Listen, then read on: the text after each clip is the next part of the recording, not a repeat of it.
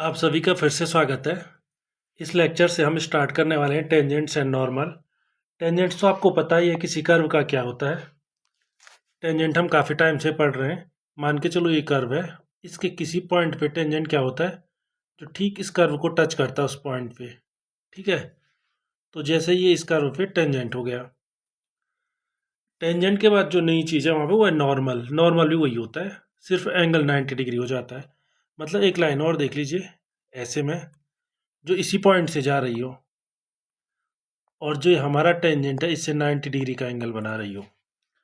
तो जो लाइन इसी प्लेन में भी होनी चाहिए, क्योंकि अभी हम 2 डायमेंशन में हैं, तो अभी हम प्लेन में ही रहेंगे। प्लेन में रहने से मतलब ये है, एक्स एक्सिस पे तो हज़ारों लाइन हो सकती हैं जो टेंजेंट होंगी, सॉरी 90 डिग्री की होंगी।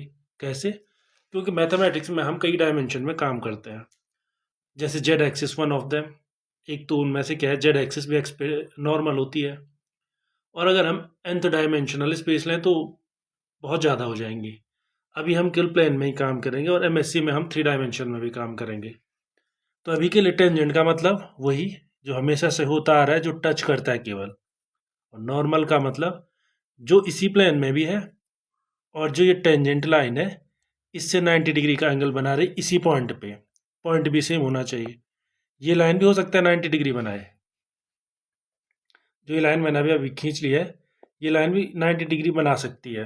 और ऐसी हज़ारों लाइन हो सकती हैं, लेकिन वो नॉर्मल नहीं होंगी इस पॉइंट पे। इस पॉइंट पे नॉर्मल वही होगी जो इस पॉइंट से भी जाएगा और इस पॉइंट पे टेंजेंट के नॉर्मल भी होगा। तो कार्टेशियन फॉर्म में इसकी क्वेश्चन निकालनी बहुत ही आसान है। कार्टेशियन में हमें पहले से ही पता है टेंजेंट का स्लोप कितना होता है, डी वाई, डिफ्रेंशिएशन से d y by d x. इसी को आप एफ डैश एक्स भी कह सकते हैं नोटेशन। और एक नया सिंबल आप याद कर दीजिए जो हमेशा यूज करेंगे हम अब, टेन साई। ये साई फिक्स हो गया। ये साई अब जहाँ भी आएगा, इस साई का वही मतलब होगा कि जो ये टेंजेंट है, मान के चलो ये कोऑर्डिनेट एक्सिस है हमारे, तो जब आप इस लाइन को आगे बढ़ाओगे, इस वाली लाइन को, तो ये एक्स एक्सिस से एक एंगल बनाएगी, उसको आप हमेशा साई कहेंगे। तो साई क्या होता है? किसी भी टेंजेंट का, जो टेंजेंट लाइन है उसका पॉजिटिव एक्स एक्सिस से बनाया गया एंगल। और इसे एम भी कहते थे आप, स्लोप ऑफ द लाइन। तो साई क्या होता है? Tan inverse M. नॉर्मल भी क्या हो गया, ऐसे डिफाइन हो गया। तो बड़ा आसान है। अगर किसी पॉइंट एक्स और वाई पे, मान के चलो कर्व पहले से ही गिवन है और पॉइंट क्या है, एक्स वाई है, जिस पर आपको क्या निकालना है, टेंजेंट की इक्वेशन निकालनी है। तो कितनी हो जाती है, equation of a straight line passing through a point and having slope m. वही फॉर्म हो गई, क्लास 10th में आपने पढ़ी थी। तो क्या होता है, वाई माइनस वाई वन। तो मैं कैपिटल वाई इसलिए यूज कर रहा हूँ क्योंकि स्मॉल एक्स वाई यूज यहाँ हो ही रहा है।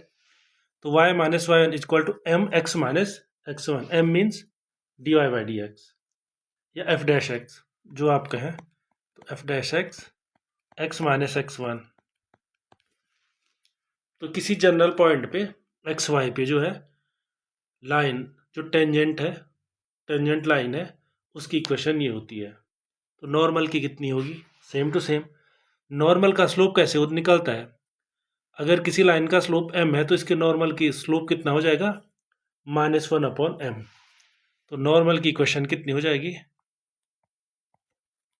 y minus y is equal to slope कितना है, -1/f डैश एक्स। आप अज्यूम करके चलेंगे डेरिवेटिव जीरो नहीं होता है, x माइनस एक्स। इसे आप सिंप्लीफाई कर सकते हैं। फॉर एग्जाम्पल इसे इस फॉर्म में लिखा जा सकता है, y minus y f dash x plus x minus x equal to 0। और ऐसे ही आप पैरामेट्रिक फॉर्म में भी निकाल सकते हैं, क्योंकि पैरामेट्रिक फॉर्म में भी निकालना कुछ मुश्किल नहीं है, केवल हमें स्लोप चाहिए होगा। तो d y by d x कितना हो जाएगा, d y over d t और d x over d t. T क्या है, पैरामीटर, क्योंकि यहाँ वाई और एक्स किसी थर्ड पैरामीटर टी के फंक्शन होते हैं। तो इसमें अब अगर आप मान के चलें एक्स एफ टी है, क्योंकि पैरामीट्रिक में क्या होता है, एक्स भी फंक्शन होता है, वाई भी फंक्शन होता है। तो मान के चलो कैपिटल एफ टी है। तो इसको आप इस फॉर्म में लिख सकते हैं, F dash t divided by F T और इसका डैश। एक्स और वाई क्या हो गए, टी के फंक्शन हो गए। और सेम टू सेम वही कार्टेशियन वाली क्वेश्चन लगाओ। कार्टेशियन वाली क्वेश्चन क्या थी, ये वाली ये नॉर्मल की क्वेश्चन है, और इससे ऊपर क्या है, टेंजेंट की क्वेश्चन है। तो टेंजेंट की क्वेश्चन कितनी हो जाएगी, y माइनस वाई, ये एक साइड आ जाएगा, is equal to f dash x. F dash x अब हमें पता है कितना होता है, f dash t divided by f dash t x minus x, x minus f t. F t मैं इसलिए लिख रहा हूँ क्योंकि अब जो एक्स और वाई हैं वो सारे के सारे किसके फंक्शन है, टी के फंक्शन है। आप इसे सिंप्लीफाई कर सकते हैं। सिंप्लीफाई करने का मतलब है एफ डैश टी को लेफ्ट साइड मल्टीप्लाई कर लीजिए, राइट हैंड साइड को भी लेफ्ट हैंड साइड ले लीजिए, जो आपको अच्छा लगे, या लेफ्ट को राइट हैंड साइड ले जा दीजिए, तो आपको एक क्वेश्चन मिल जाएगी, उसे आप लिख सकते हैं। इससे क्या मल्टीप्लाई होगा, एफ डैश टी और minus x minus f t f dash t equal to 0। तो इस तरह से आप, और ऐसे नॉर्मल भी आप निकाल सकते हो, मैं आपके लिए छोड़ रहा हूँ क्योंकि कोई बहुत ज़्यादा मुश्किल नहीं है। तो अब एक दो एक्सरसाइज कर लेते हैं। पहले इजी एक्सरसाइज से स्टार्ट करेंगे हम, और फिर धीरे धीरे थोड़ा थोड़ा डिफिकल्ट क्वेश्चन करने की कोशिश करेंगे। पहला क्वेश्चन सिंपल लेते हैं क्वेश्चन, कि find equation of tangent and normal. Find equation of tangent and normal at any point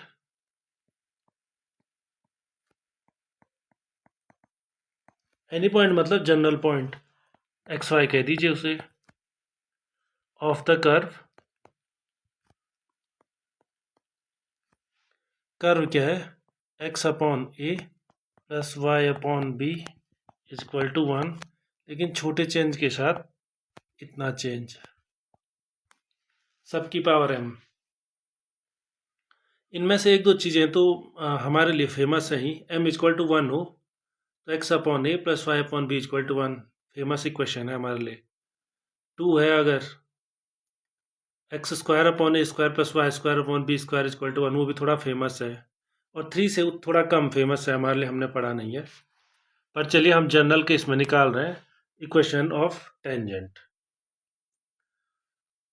तो और किसी पॉइंट एक्स वाई पे, तो सेम टू सेम आप जैसे मैंने बताया प्रोसीड कीजिए। मेन चीज़ जो नहीं है वो क्या है, हमें एक पॉइंट चाहिए एक्स वाई, और उस पर स्लोप ऑफ टेंजेंट कितना और स्लोप ऑफ नॉर्मल कितना, उतना चाहिए बस।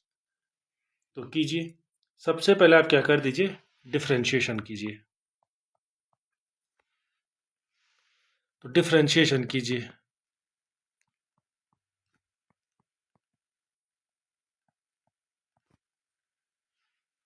तो कितना हो जाएगा, m x to the power m minus 1 divided by e to the power M.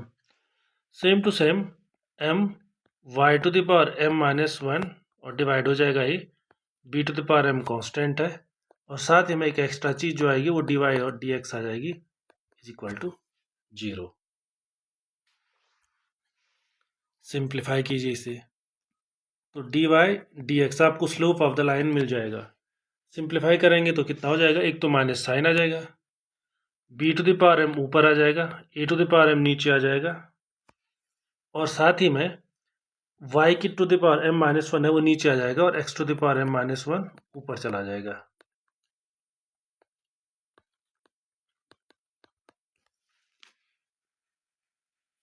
तो आपको स्लोप मिल गया किसी पॉइंट एक्स वाई पे, आर्बिटर एक्स वाई कुछ भी हो सकता है, जैसे एक्स जीरो वाई जीरो भी हो सकता था, एक्स वन वाई वन भी हो सकता था, पर हमने एक्स वाई का है, इसलिए इक्वेशन ऑफ टेंजेंट टाइन कितनी हो जाएगी, वाई माइनस वाई वन, वाई की जगह मैं कैपिटल वाई लिख रहा हूँ, is equal to m, m means minus b upon a to the power m x to the power m minus 1 y to the power m minus 1 x minus x 1। तो ये tangent की question हो गई। आप इसे simplify कर सकते हैं। सिंप्लीफाई करने का मतलब है आपको जिस फॉर्म में अच्छा लग रहा है आप उस फॉर्म में रख सकते हैं। तो अगर आप चाहें तो y to the power m-1 से इधर मल्टीप्लाई कर लीजिए, b/a को भी आप एडजस्ट कर लीजिए। तो जो आप यहाँ पे भी छोड़ सकते हैं और एक दो स्टेप और आगे कर सकते हैं, और इसे एक दो स्टेप आगे किया जा सकता है।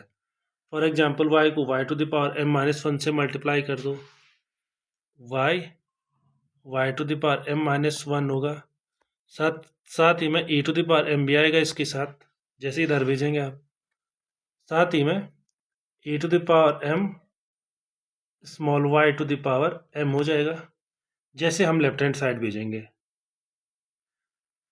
इज इक्वल टू कितना हो जाएगा, minus b to the power m capital X small x to the power m-1 और minus minus plus b to the power m small x to the power m, और इसके बाद capital X एक साथ capital Y एक साथ वो रखा जा सकता है, a to the power m small capital Y small y m-1 plus b to the power m capital X small x to the power m-1, ये सारे हमने एक साइड रख दिए, इज इक्वल टू जो ये बाकी के टर्म है b to the power m x to the power m एक साइड रख लो, minus e to the power m y to the power m right hand side आके पॉजिटिव हो जाएगा। एक छोटा सा चेंज आप और कर सकते हैं, a to the power m b to the power m से पूरी क्वेश्चन को डिवाइड कर दीजिए, तो कितना मिल जाएगा, y to m to the power m-1 divided by b to the power m plus x to the power m-1 divided by e to the power m is equal to x to the power m divided by e to the power m plus y to the power m divided by b to the power m। पर आपको पता है ये x y कहाँ लाई करता है, curve पे लाई करता है, इसलिए इसकी वैल्यू कितनी होगी, 1। तो आपके पास इक्वेशन फाइनल इक्वेशन मिल गई है। आप वहीं पे भी छोड़ सकते थे, यहाँ पे भी छोड़ सकते हैं, ये थोड़ा कॉम्पैक्टेड वर्जन है इसलिए मैंने एक दो स्टेप और किए हैं, तो यहाँ पे आप छोड़ सकते हैं। ऐसे आप आगे इन्वेस्टिगेशन स्टार्ट कीजिए नॉर्मल के लिए। नॉर्मल के लिए कैसे करेंगे, सेम टू सेम वही funda, capital Y minus y is equal to slope उल्टा हो जाएगा। देखो स्लोप कितना आया था, माइनस माइनस का सबसे पहले प्लस हो जाएगा, और जो ये फ्रैक्शन है ये उल्टी हो जाएगी, तो कर दीजिए। अब a to the power m ऊपर आ जाएगा, y to the power m-1 भी ऊपर आ जाएगा, b to the power m नीचे आ जाएगा, x to the power m-1 भी नीचे आ जाएगा, और x माइनस एक्स। तो आप इसे फिर सिंप्लीफाई कर सकते हैं, वो मैं आपके लिए छोड़ रहा हूँ। आप इसे सिंप्लीफाई कर सकते हैं, सेम टू सेम वही स्टेप जो मैंने पिछली बार यूज किए थे उससे भी कर सकते हैं। चाहो तो यहीं पे छोड़ दो, यहाँ पे छोड़ना भी कुछ भी गलत नहीं है, आप यहीं पे भी छोड़ सकते हैं। सिर्फ आपको ये लॉजिक यूज करना आना चाहिए यहाँ पे कि जो आपने क्लास 10th में भी पढ़ा होगा, अगर m स्लोप किसी लाइन का होता है तो उसके नॉर्मल का स्लोप कितना होता है, बस वो लॉजिक यूज करना है। चलिए अगला क्वेश्चन करते हैं। Show that the length of the portion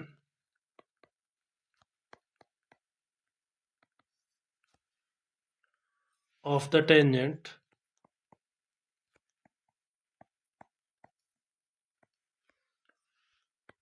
to the asteroid की क्वेश्चन अब आपको याद ही होगी, x to the power 2/3 plus y to the power 2/3 is equal to a to the power 2/3 या c to the power 2/3 intercepted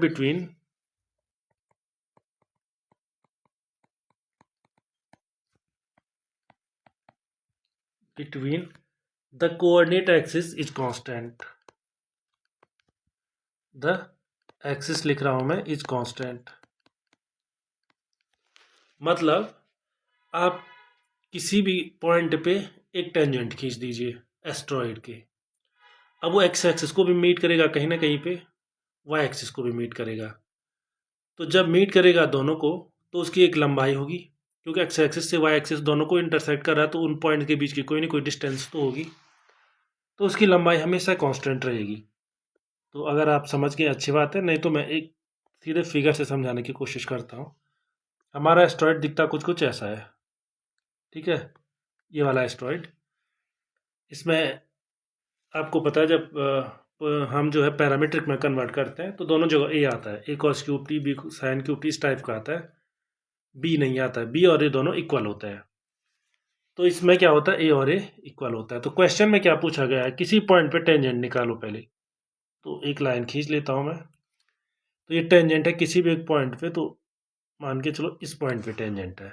अब clear है, इस पॉइंट पी पे टेंजेंट है। अभी एक्स एक्सिस को मिलेगा, वाई एक्सिस को मिलेगा, ठीक है।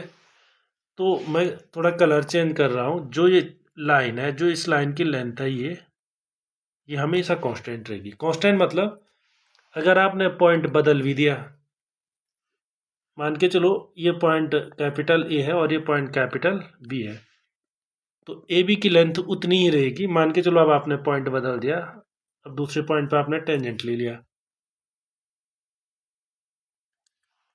ये टेंजेंट इस पॉइंट क्यू पे है जो ए डैश पे मिल रहा है, और इधर वाई एक्सिस को बी डैश पे मिल रहा है।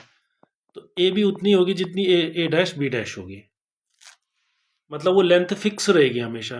टेंजेंट आप कोई भी ले लो, वो लेंथ फिक्स रहेगी हमेशा। तो कैसे करेंगे, कुछ ज़्यादा मुश्किल नहीं है। आपको वही आर्गुमेंट्स यूज करने हैं जो मैंने आपको बताए हैं। सबसे पहले इक्वेशन ऑफ टेंजेंट, पहले तो आप सीधे लिखिए, सीधे लिखना आना चाहिए आपको इक्वेशन ऑफ टेंजेंट कितना है। लेकिन नहीं आ रहा है तो डिफ्रेंशिएट कीजिए। डिफ्रेंशिएट करेंगे तो कितना आ जाएगा, 2/3 x to the power -1/3, 2/3 - 1 plus 2/3 y to the power -1/3, और dy बाई डी एक्स यहाँ आ जाएगा is equal to 0। This implies dy over d x is equal to कितना हो जाएगा, ये -x इधर आ जाएगा, लेकिन x टू द पावर -1/3 है और y टू द पावर -1/3 है, तो ये उल्टा हो जाएगा।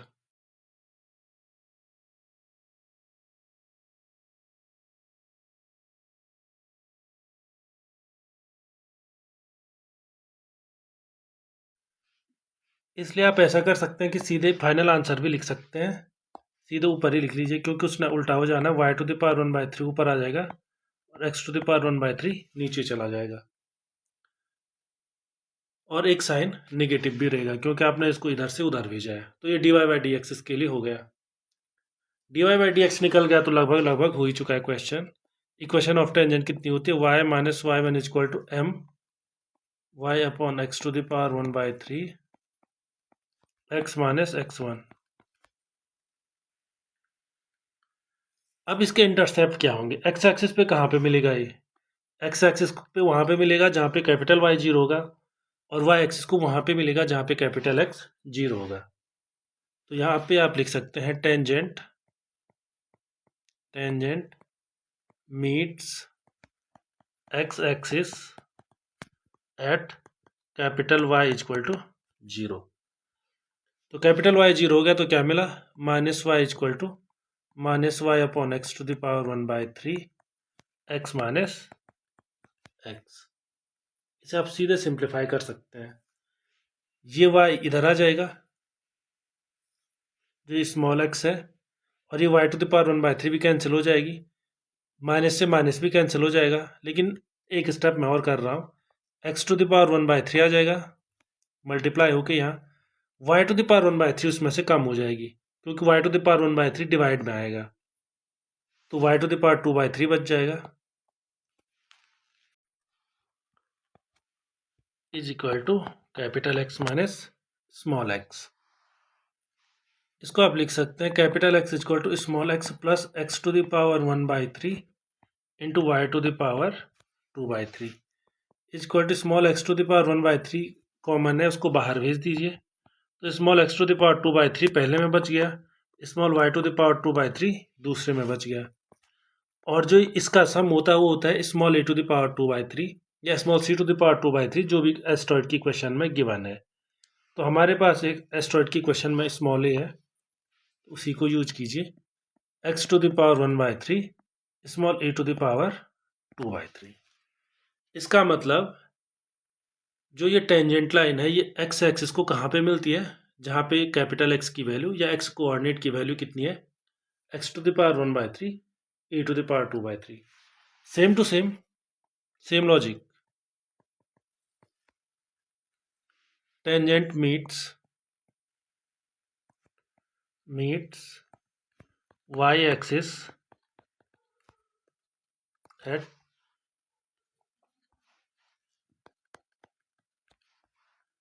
यही लॉजिक है। y इक्वल टू 0 उसके लिए था, तो इस बार क्या हो जाएगा, x equal to 0। Same to same logic फिर यूज कीजिए। जैसे आप लॉजिक यूज करोगे तो कैपिटल एक्सिस में आप क्या रखोगे, 0 रखोगे, जो इक्वेशन है। कैपिटल एक्स 0 रखने से y माइनस वाई पे कोई असर पड़ेगा नहीं, इज इक्वल टू m पे भी कोई असर नहीं पड़ेगा, minus y upon x to the power 1/3। और capital x minus small x, तो कैपिटल एक्स हट जाएगा, बाकी सेम टू सेम रहेगा। तो कैपिटल वाई इक्वल टू कितना हो जाएगा, स्मॉल वाई, ये इधर आ जाएगा, माइनस, और ये माइनस माइनस मल्टीप्लाई होके प्लस हो जाएंगे, वाई टू द पावर 1/3 आ जाएगा, और एक्स टू द पावर 2/3 आ जाएगा। वाई बाहर आ जाएगा 1/3 पावर के साथ, y to the power 2/3 plus x to the power 2/3 is equal to y to the power 1/3 और ए टू द पावर 2/3। फिर से वही लॉजिक। तो आपको क्या पता चल गया अब आपको ये भी पता चल गया वाई एक्सिस पे कहाँ पे मिलता है, और ये भी पता चल गया एक्स एक्सिस पे कहाँ पे मिलता है। तो इन दोनों पॉइंट के बीच की दूरी कितनी होगी, आपको पता है कि मान के चलो एक्स एक्सिस पे कोई पॉइंट स्मॉल a, 0 है, वाई एक्सिस पे कोई 0, b है। इन दोनों के बीच की डिस्टेंस कितनी होती है, a² plus b²। Pythagoras theorem. Simply ये डिस्टेंस है, ये डिस्टेंस भी है, तो a² plus b²। Otherwise distance formula use कीजिए आप x1 y1 x2 y2 के बीच का, उससे भी इतनी आएगी। ये a² प्लस b² क्या आ जाएगा, डिस्टेंस का स्क्वायर। तो आपको स्क्वायर रूट चाहिए, तो hence length of tangent intercepted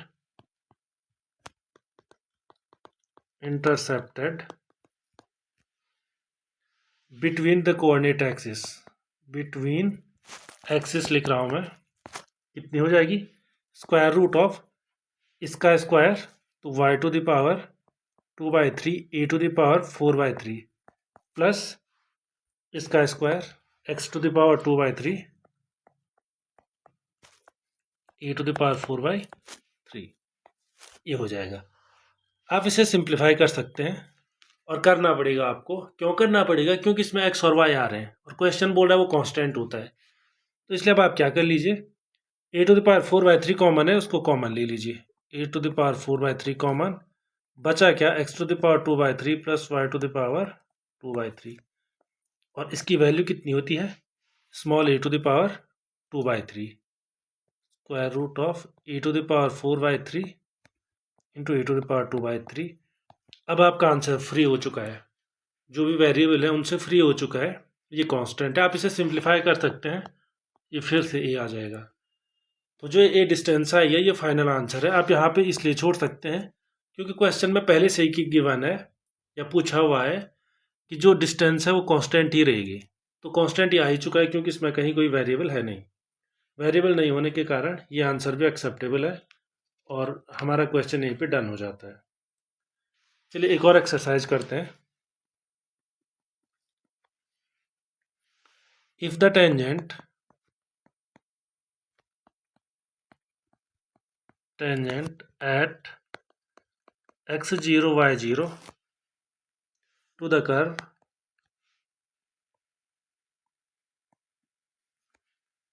curve क्या है,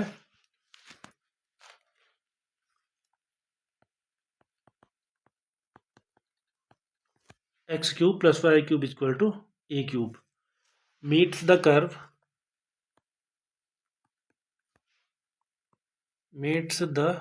curve again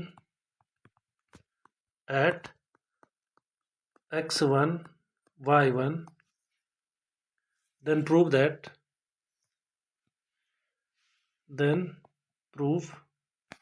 that जो x1 divided by x naught होगा plus y1 divided by y naught होगा इक्वल टू 1 होगा। तो आपको क्या निकालना है, पहले किसी पॉइंट x0 y0 पे टेंजेंट निकालना है, और वो टेंजेंट फिर से कर्व को x1 y1 पे मिल रहा है, तो आपको ये प्रूफ करना है। तो स्टार्ट कहाँ से करोगे, स्टार्ट करने का वही तरीका है, सबसे पहले आप स्टार्ट करो टेंजेंट की क्वेश्चन क्या है, वहीं से कुछ पता चलेगा। तो स्टार्ट कीजिए सॉल्यूशन। टेंजेंट कैसे निकलेगा, डिफरेंशिएट करना होगा।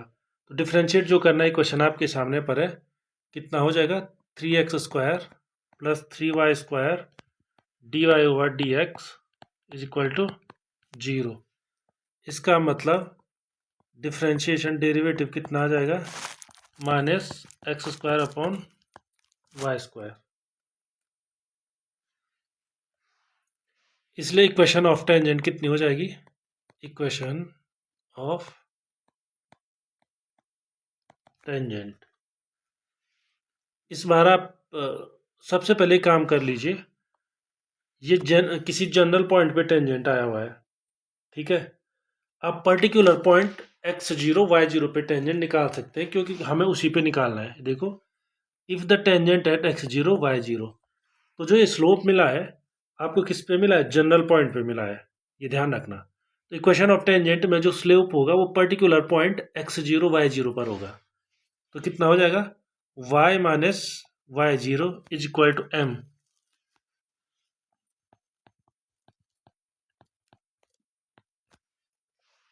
x0 y0 क्यों किया मैंने, क्योंकि जो इक्वेशन ऑफ टेंजेंट हम निकाल रहे हैं वो इसी पॉइंट पे निकाल रहे हैं, x0 y0 पे।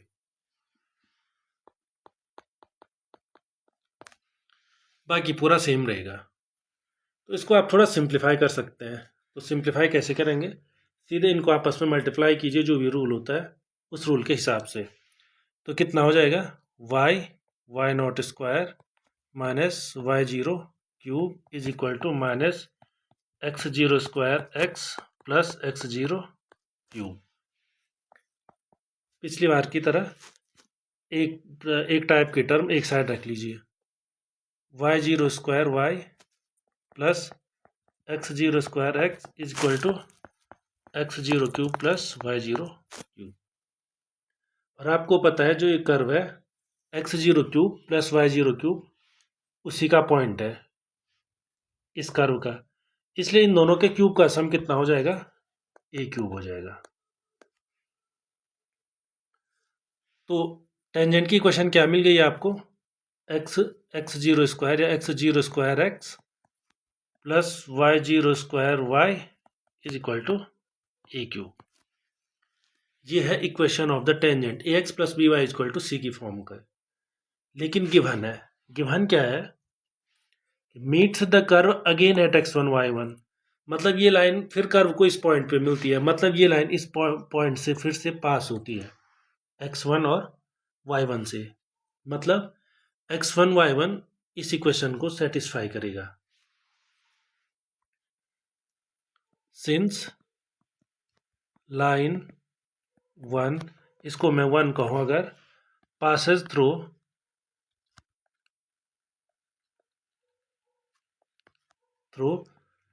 x1 y1, x1 y1 से पास होती है, इसलिए कितना होगा x0 x1 plus y0 y1 is equal to a cube. अब इससे आगे कैसे करेंगे, आप ध्यान दीजिए, टेंजेंट पास तो होता है x1 y1 से, लेकिन x1 y1 किसके पॉइंट है, कर्व के पॉइंट है। इसका मतलब x1 cube plus y1 cube equal to कितना हो जाएगा, a क्यूब। और यही कितना होता है x0 cube plus y0 cube. ये क्यों हो रहा है, क्योंकि टेंजेंट पास होता है x1 y1 से, ये तो ठीक है, लेकिन कर्व भी तो पास होता है, कर्व की भी तो इक्वेशन है। तो कर्व की इक्वेशन को भी तो वो सेटिस्फाई करना चाहिए। अब जब ये दोनों क्वांटिटी सेम है तो इसे थोड़ा सिंप्लीफाई कीजिए। तो यहाँ पे आप देख लीजिए, जो x1 क्यूब आया है, x0 क्यूब है, वो सारे नेगेटिव हो जाएंगे। मतलब जिसको आप साइड चेंज कराएंगे x0 नेगेटिव हो जाएगा। वैसे y1 y0 में एक नेगेटिव हो जाएगा, जिसको आप साइड चेंज कराना चाहें। इसको इसके इक्वल रख के मैंने सॉल्व किया हुआ है। आगे सॉल्व कीजिए। A cube minus b cube x1 minus x0। इसके बाद क्या आएंगे, homogeneous quadratic term plus x1 x0 plus x0 square. Same to same यहाँ भी y0 minus y1 y0 square plus y0 y1 plus y1 square. तो इसके नीचे इसको ले दीजिए तो कितना मिल जाएगा, y0 minus y1 divided by x1 minus x0 is equal to ये टर्म मैंने एक साथ रख लिए। तो ये जो टर्म है x1 स्क्वायर, x1 स्क्वायर के साथ x1 x0 plus x0 square और divided by y1 square plus y1 y0 plus y0 square. पर इसको आप एक जैसा दिखने वाला बना सकते हैं, जैसे y0 minus y1 divided by x0 minus x1 बना सकते हैं। तो उसके लिए आपको क्या करना पड़ेगा, एक negative side right hand side भेजना पड़ेगा, बाकी सारा सेम ही रहेगा। तो आप इसी फॉर्म में लिख लीजिए x0 माइनस x1, तो एक माइनस यहाँ रख लीजिए। ये अगला स्टेप हो सकता है, मैंने दोनों यहीं पे कर दिए। ठीक है। अच्छा, अब यहाँ पे इंटरेस्टिंग फैक्ट क्या है, अगर कोई भी x0 y0 एक पॉइंट है और x1 y1 दूसरा पॉइंट है, कोई भी लाइन जो इन दोनों से पास होती है तो उसका स्लोप कितना होगा, ठीक कितना होगा। लेकिन उसका स्लोप अभी हमने डिफ्रेंशिएशन से देखा कितना होना चाहिए, minus x0 square divided by y0 square. ये हमने डिफ्रेंशिएशन से देखा था, और यहाँ पे और यहाँ पे। पर हमने जो क्लास 10th में पढ़ा था, दो पॉइंट्स हैं उनके बीच अगर हम एक लाइन ड्रॉ करें तो उसका स्लोप कितना होता है, y2 minus y1 by x2 minus x1। चाहो तो उस फॉर्म में कहो, पर यहाँ पे x1 y1 है और y0 और x0 है, इसलिए क्वेश्चन थोड़ा सी चेंज हो जाएगी। तो इसमें कोई कन्फ्यूजन तो है नहीं। इसलिए ये क्वांटिटी किसके इक्वल हो जाएगी, ये क्वांटिटी सेम होनी चाहिए x0 square by y0 square के। तो इसको और इसको आप इक्वल कर दीजिए, तो कितना हो गया, x0 square divided by y0 square equal to x1 square plus x1 x0 plus x0 square y1 square plus y1 y0 plus y0 square. अब आपने सिर्फ इसको क्रॉस मल्टीप्लाई करना है और सिंप्लीफाई करना है। तो कैसे करेंगे, सबसे पहले x0 स्क्वायर y1 स्क्वायर से मल्टीप्लाई होगा, फिर x0 स्क्वायर y1 y0 से मल्टीप्लाई होगा, फिर उसके बाद x0 स्क्वायर y0 स्क्वायर से मल्टीप्लाई होगा, और is equal to x1 square y0 square plus x1 x0 y0 square plus x0 square y0 square. ये टर्म बिल्कुल रिपीट हो रहा है, आप देख पा रहे होंगे। तो रिपीटिंग टर्म को आप कैंसिल कर दीजिए, तो क्या बच रहा है, x0 square y1 square plus x0 square y1 y0, और जो टर्म है इनको लेफ्ट हैंड साइड लाइए, minus x1 square y0 square minus x1 x0 y0 square. इनमें आपको जो टर्म कॉमन आ रहे हैं उनको कॉमन ले लीजिए। सबसे पहले ये और ये मैं एक साथ लिख रहा हूँ, कितना हो जाएगा ये, x0 स्क्वायर और y1 square minus x1 square y0 square. अगर आप सीधे फैक्टर कर पा रहे हैं तो कर लीजिए, नहीं तो स्टेप बाय स्टेप चलिए, प्लस इन दोनों में आप अभी कॉमन ले सकते हैं, एक तो y0 कॉमन है y0 यहाँ भी है, y0 यहाँ भी है, x0 यहाँ भी है, x0 यहाँ भी है, तो x0 y0 तो कॉमन हो गया। जब इसमें से x0 y0 चला गया तो कितना बचेगा, x0 y1, और दूसरे में से कितना बचेगा, x1 y0 is equal to 0। अब आप क्या करने वाले हैं, इसे फर्दर सिंप्लीफाई कीजिए, इसे जितना हो सके आप सिंप्लीफाई कर लीजिए। A square minus b square का फॉर्मूला कितना होता है, x0 y1 minus x1 y0 into x0 y1 plus x1 y0 plus x0 y0 into x0 y1 minus x1 y0 equal to 0। This implies जो common है उसको बाहर ले लीजिए, x0 y1 minus x1 y0 ये कॉमन है। पहले में क्या मिला, x0 y1 plus x1 y0 plus दूसरे में क्या मिला, x0 y0 is equal to 0। अब या तो पहले वाला 0 होगा या तो दूसरा वाला 0 होगा, लेकिन पहले वाला 0 नहीं हो सकता है। क्यों नहीं हो सकता है, क्योंकि x0 x1 y0 y1 सारे किसके पॉइंट हैं, जो कर्व गिवन है उसके पॉइंट है, इसलिए x0 y1 और ये दोनों कब इक्वल नहीं होंगे, ये नॉन जीरो टर्म होगा। ठीक है, तो जब ये नॉन जीरो टर्म है तो जीरो किसको होना पड़ेगा, x0 y1 plus x1 y0 plus x0 y0 is equal to 0।